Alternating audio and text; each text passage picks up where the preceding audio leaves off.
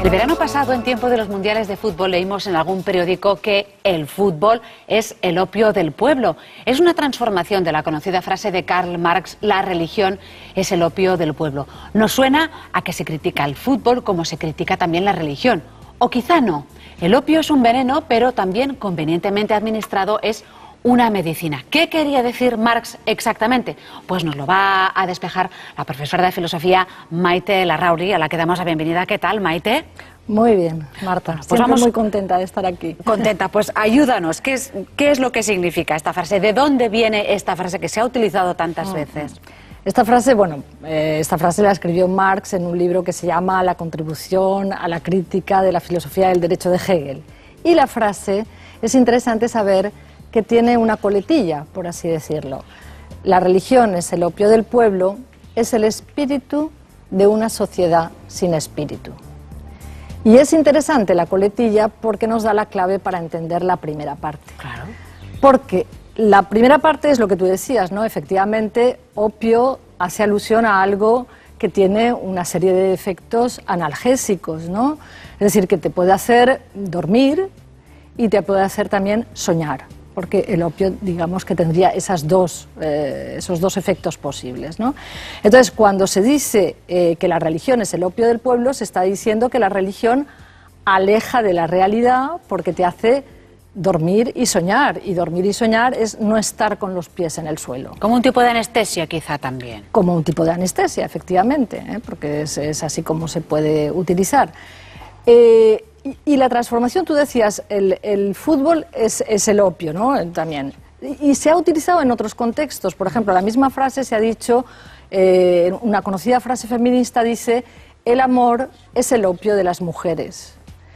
Y ahí de nuevo se está diciendo, ¿no?, que el amor ha podido servir históricamente para que las mujeres se despegaran de su propia realidad y entonces soñaran con otra realidad diferente a la que estaban viviendo, o durmieran y no fueran conscientes de lo que estaban viviendo, del sometimiento, de la miseria de sus propias vidas, es decir, como algo que solucionaría, digamos, ese aspecto miserable, ¿no? Y que entonces, en este sentido, el fútbol puede ser opio, el amor puede ser opio, y todo viene de la frase: la religión es el opio del pueblo, claro. Curioso, ¿no? Entonces, lo que estaba criticando Marx exactamente, ¿qué era? Con esa primera parte y esa segunda parte. La segunda parte nos da la clave, porque si dice que es el espíritu de un mundo sin espíritu, o sea, que la religión es el espíritu de un mundo sin espíritu, está señalando que no solo existen necesidades materiales. Y eso es interesante saberlo, porque en la interpretación que se hace del marxismo vulgar, parece que el marxismo solamente esté aludiendo a necesidades de orden material, ¿no? Y por eso su economicismo y lo que sea. Pero no, lo que está diciendo es que una sociedad tiene que tener espíritu, porque los humanos tenemos espíritu, y las necesidades no son solo materiales, son también de carácter espiritual. Es que cambia totalmente el significado de sus palabras. Es como si dijéramos, yo qué sé, ahora en estos momentos, ¿no?, por poner un ejemplo histórico, en Grecia no solamente sale a la calle la gente diciendo que tiene unas necesidades materiales, que es evidente que las tiene, ¿no?, sino que salen porque dicen que de esa manera se dan a sí mismos un respiro de dignidad. Entonces, ¿qué es darse un respiro de dignidad?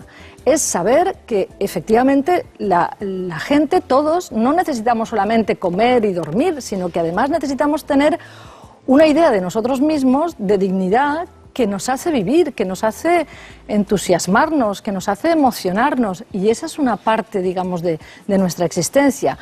Cuando una situación es tan miserable que ni siquiera tenemos dignidad, que ni siquiera tenemos entusiasmo, por mínimo que sea, en la vida que estamos llevando, entonces la religión se convierte en el sustituto.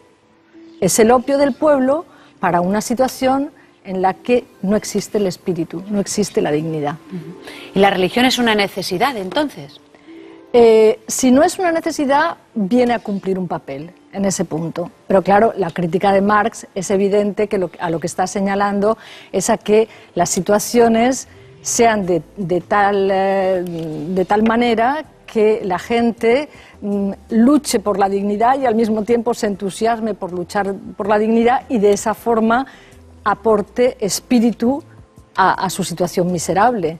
Es decir, que lo que sería deseable es que la religión no tuviera que venir a suplir esa ansia de espiritualidad, sino que la gente ya la tuviera. Sí, porque tú entonces tuvieras, digamos, la fuerza, la emoción de luchar en esta vida para cosas que quieres para esta vida, y no que tuvieras que dormirte, adormecerte, drogarte para pensar que en otro mundo las cosas te iban a ir mejor.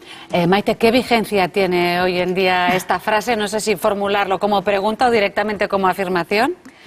Pues yo pienso que también en el mundo político mucha gente se ha dado cuenta de que es un elemento fundamental el que en las situaciones no solamente se ponga de manifiesto que la miseria es material, sino que la miseria también puede ser de carácter espiritual. Y si eso la política o la vida pública lo pone de manifiesto, la religión no tendrá dónde colarse. Si por el contrario estamos en una situación en la que no existe, digamos, esa especie de asunción pública de que las personas tenemos unas aspiraciones espirituales, entonces habrá quien venga a ofrecernos una alternativa espiritual, claro. Bueno, hemos repasado esta frase de Karl Marx que tenía esa segunda parte. Si te parece, vamos a decirla toda para que quede constancia de que esa era la original. Sí. Y con ello terminamos. A ver, dila tú. La religión es el opio del pueblo, en lo que el espíritu de una sociedad que carece de espíritu. Que carece de espíritu. Pues muchísimas gracias, Maite. Lo dejamos aquí. Gracias a ti, Marta.